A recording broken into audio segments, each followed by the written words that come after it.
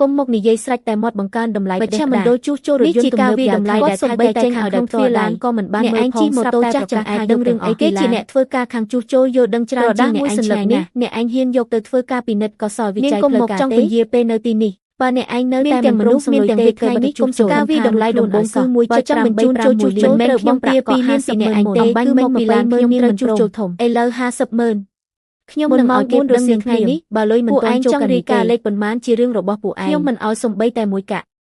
ឡ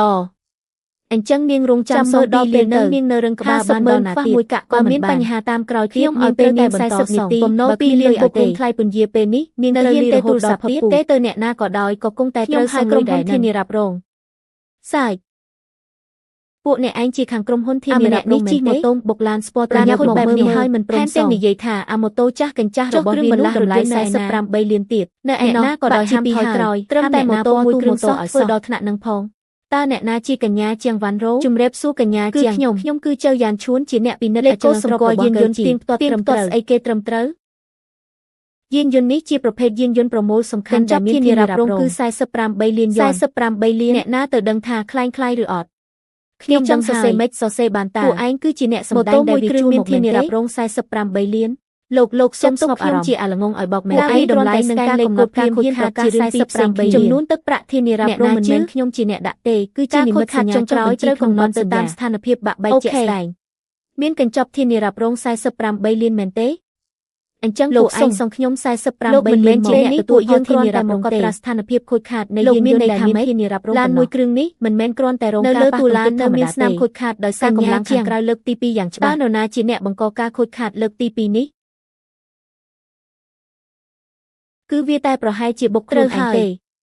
គឺវាបុកឡានរបស់លោកទាំងអស់គ្នាបន្ទាប់មកឡានក៏នេះពេលតែបន្តនិយាយល្អបំផុតសរសេរក៏សរសេរទៅខ្លាចអ្នកណា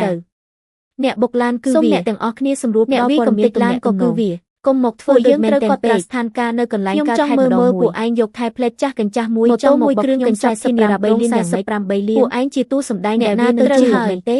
អារបស់នេះស្កែនលេខកូដយានយន្តដែលមានធានារ៉ាប់រងក្រមជួលបានប្រាក់ខូចខាតចុងក្រោយត្រូវឯងនៅចាំបញ្ជាក់ស្អីទៀត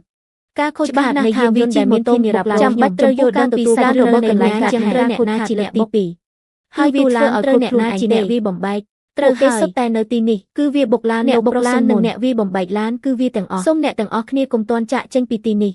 ទឹកប្រាក់ធានារ៉ាប់រងមិនមែនចុះយ៉ាងម៉េចត្រូវកត់ត្រាចម្លើយវាអាចទិញធានានេះជាថ្លៃមកបុកឡានម៉ូតូចាស់មួយគ្រឿងគាត់សុទ្ធតែមិនមែនជាការបោកប្រាស់ទេជាស្អីយកក្រុមខ្ញុំធានារ៉ាប់រងមកអាងចង់ឲ្យពួកឯងជួយទទួលខុសត្រូវជំនួសវាអញ្ចឹងហេឡានស្មើ Encrypt នេះការប្រកាសតម្លៃរៀបចំការមិនព្រមទទួលស្គាល់ខ្ញុំមានតម្លៃពីខាងទៀតធានារ៉ាប់រង48មួយដុំគ្រឿងអេចាយមួយមើលយ៉ាងម៉េចក៏មិនសមមួយលោក5ការបំរាស់រៀនអត់ខ្ញុំមិនអាស្រ័យលើសម្ដីស្រាវជ្រាវទៅអ្នកជាមួយគ្នាបើស្រាវជ្រាវមិនឃើញវារបស់លោកនឹងការត្រួតពិនិត្យអាចធ្វើតាមនីតិវិធីធម្មតាដើម្បីទាមទារសិទ្ធិរបស់លោក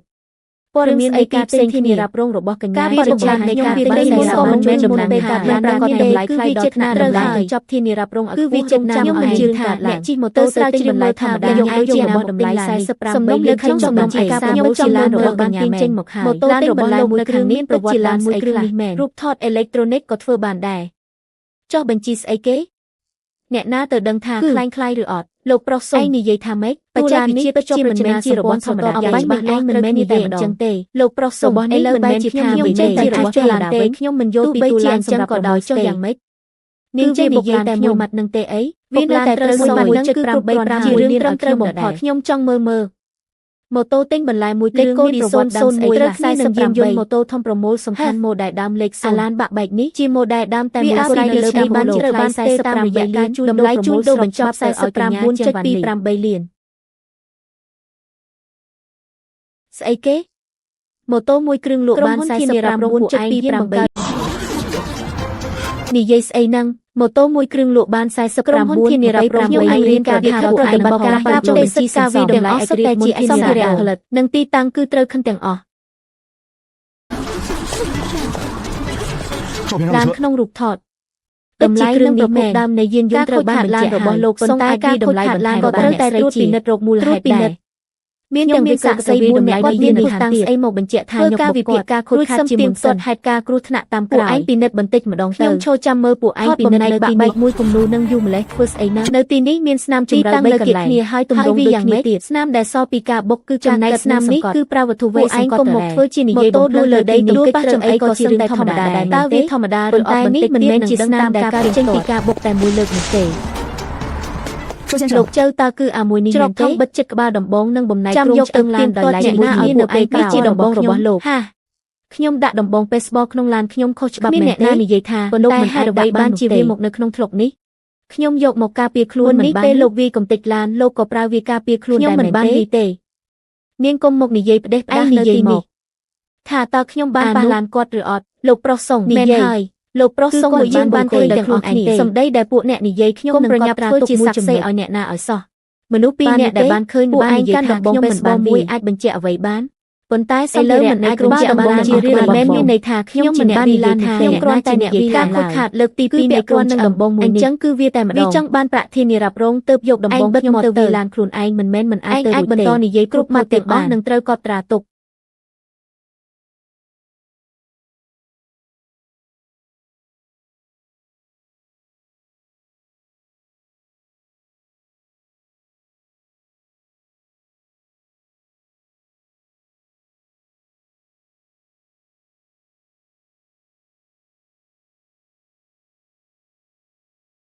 ពុកគឺវានឹងហើយមិនព្រមសង្លុយហើយថែមទាំងយកក្រុមហ៊ុនធានារ៉ាប់រងមកសង្កត់ខ្ញុំទៀតការវាតម្លៃការជួសជុលយ៉ាងម៉េចហើយ85លានដឹងហើយ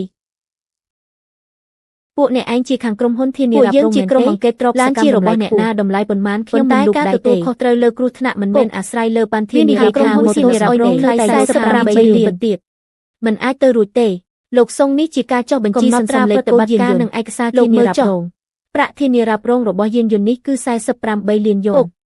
ប្រអប់វាគ្រាន់តែជាការបោកប្រាស់តែរូបពិនិត្យបានធានារ៉ាប់រងខ្ញុំមិនក៏មិនទាន់ស្រាវជ្រាវច្បាស់ថាអ្នកណាជាអ្នកបុកអ្នកណាការខូចខាតឡានខុសត្រូវលើការបោកតែពិនិត្យដូចគ្នាអ្នកណាត្រូវទទួលខុសត្រូវសុំខាងគេបាននិយាយថាក្រុងឆ្អឹងឡានមានការលើក្រុងឆ្អឹងឡានមានស្ដាប់ពីទង្គិចលើកទី2បង្ហាញថាត្រូវគ្នាយ៉ាងខ្លាំងទៅនឹងកម្ពស់នៃដំបង baseball នេះដំបងនឹងជារបស់ឯងមែនទេ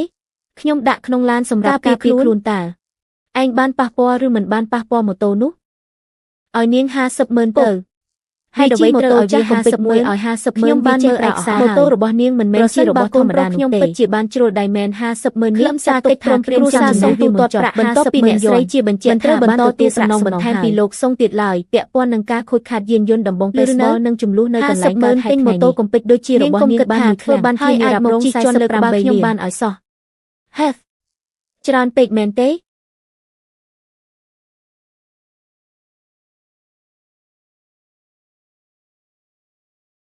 នោះជាអ្នកណាលោកប្រុសសុងក្រុមវាតម្លៃបានលេងនៃម៉ូតូសន្សំគ្រឿងនេះមិនមែនគ្រាន់តែជួសជុលក្រុងឆ្អឹងឡានម៉ូតូមួយគ្រឿងទូថ្លៃយ៉ាងណាក៏ដោយតើវាថ្លៃដល់ណានេះយាមសាកល្បងជួសជុលនៅវាក្រោយស្រែកទា45លានតែការជួសជុលរួចតែចង់មើលនៃការស្ដារឲ្យច្បាស់មើលឡានមួយគ្រឿងនេះគឺជាគំរូមានតម្លៃមិនមែនដោយសារតែប្រើប្រាស់សរសៃកាបូនច្រើនតែរក្សាបានដល់ការចុះបញ្ជីសម្ដែងលើនេះក្រុងឆ្អឹងសរសៃកាបូនក្រោយការជួសជុលនិងសងស្នាមដែលធ្វើដោយវានៅតែអាចជិះបានប៉ុន្តែលែងជាឡានជួសជុលរួចនៅសល់តម្លៃដល់មានជាម៉ូតូវានៅមានតម្លៃសម្ភារៈនិងតម្លៃនៃការប្រើប្រាស់មួយគុណតម្លៃយ៉ាងម៉េចរបស់វាគឺសឹងតែលើពី40លាន